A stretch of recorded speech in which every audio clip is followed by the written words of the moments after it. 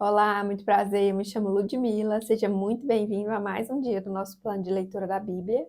Hoje nós estamos no dia 330 e faremos a leitura dos capítulos 5, 6 e 7 do livro de 1 Coríntios. Então vamos lá, capítulo 5. Imoralidade na igreja. Por toda parte se ouve que há imoralidade entre vocês. Imoralidade que não ocorre nem entre os pagãos, a ponto de um de vocês possuir a uma mulher de seu pai. E vocês estão orgulhosos. Não deviam, porém, estar cheio de tristezas e expulsar da comunhão aquele que fez isso? Apesar de eu não estar presente fisicamente, estou com vocês em espírito, e já condenei aqueles que fez isso, como se estivesse presente. Quando vocês estiverem reunidos em nome do nosso Senhor Jesus, estando eu com vocês em espírito, estando presente também o poder de nosso Senhor Jesus Cristo, entreguem esse homem a Satanás, para que o corpo seja destruído e seu espírito seja salvo no dia do Senhor. O orgulho de vocês não é bom. Vocês não sabem que um pouco de fermento faz toda a massa ficar fermentada? Livrem-se do fermento velho, para que sejam massa nova e sem fermento, como realmente são. Pois Cristo, nosso Cordeiro Pascual, foi sacrificado.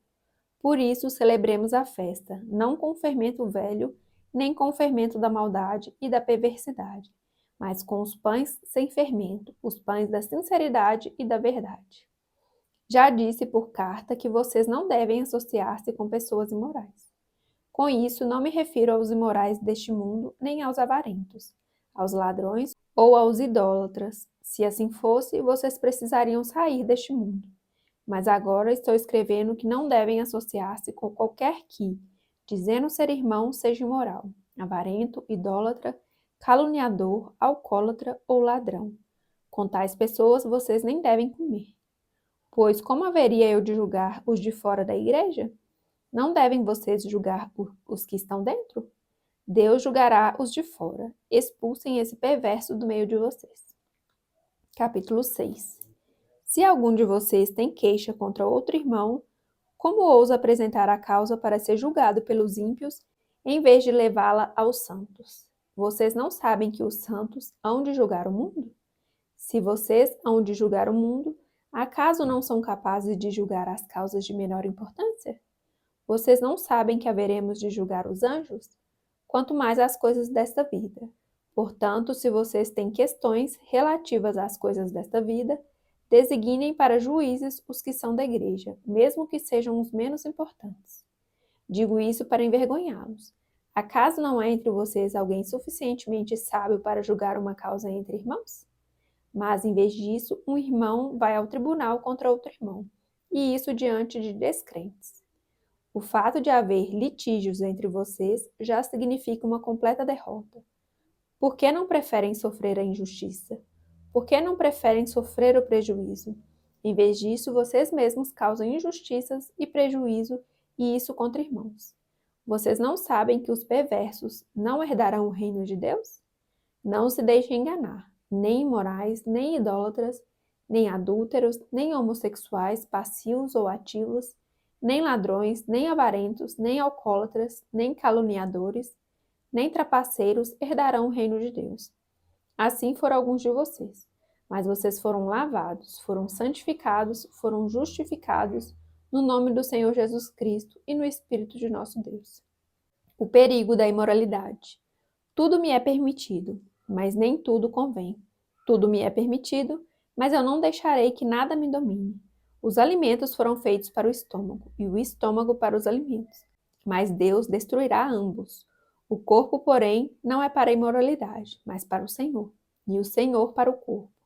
Por seu poder, Deus ressuscitou o Senhor e também nos ressuscitará. Vocês não sabem que os seus corpos são membros de Cristo? Tomarei eu os membros de Cristo e os unirei a uma prostituta? De maneira nenhuma.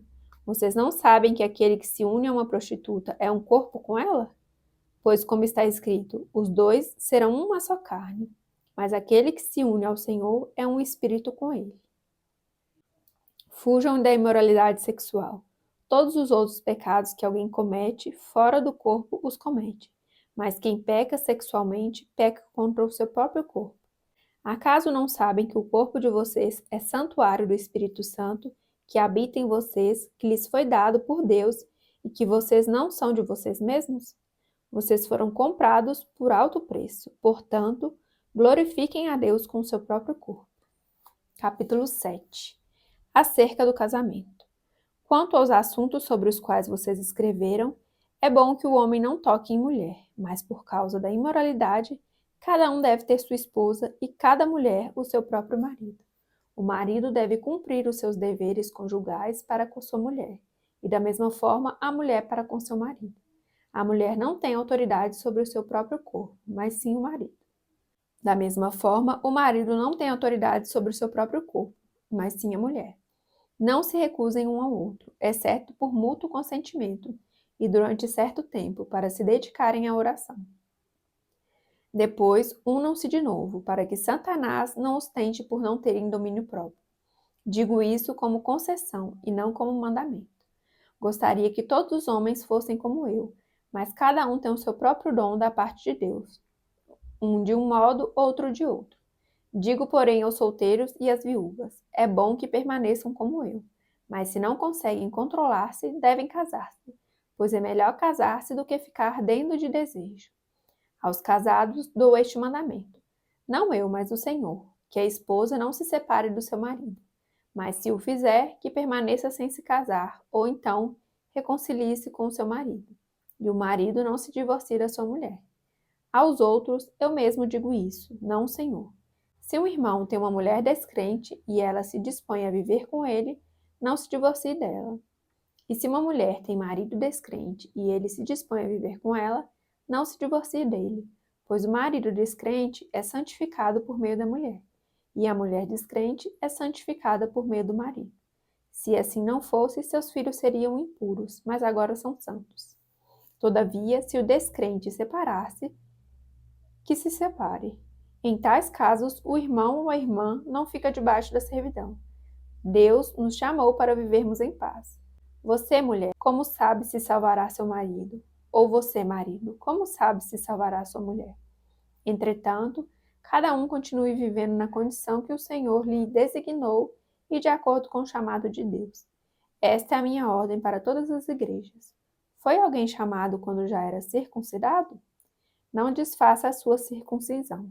Foi alguém chamado sendo incircunciso? Não se circuncide.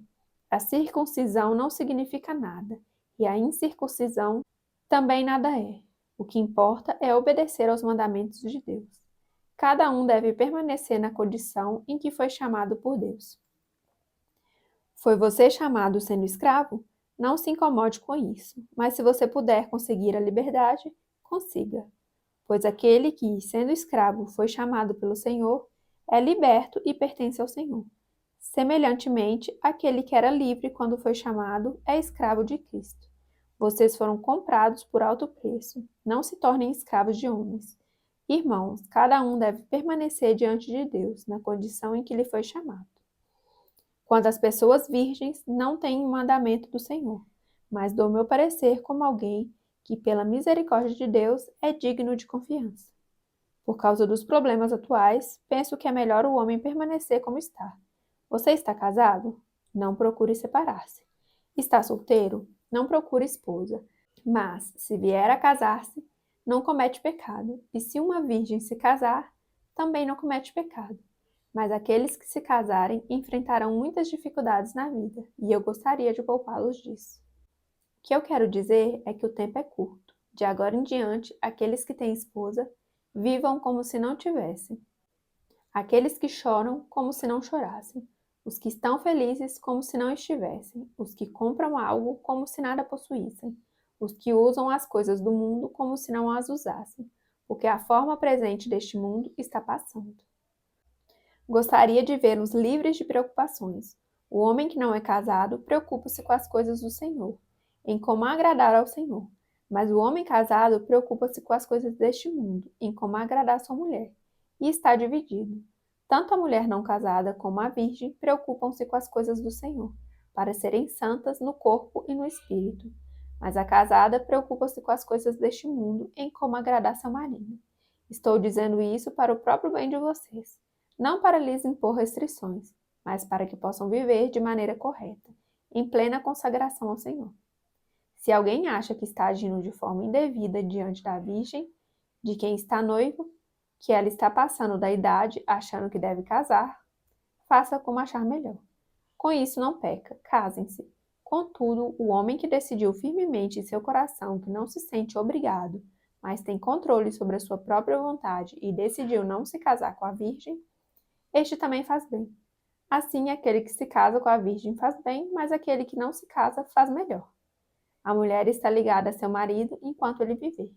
Mas se o seu marido morrer, ela estará livre para se casar com quem quiser, contanto que ele pertença ao Senhor.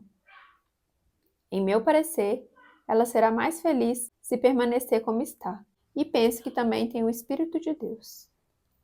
Finalizamos então a leitura do dia.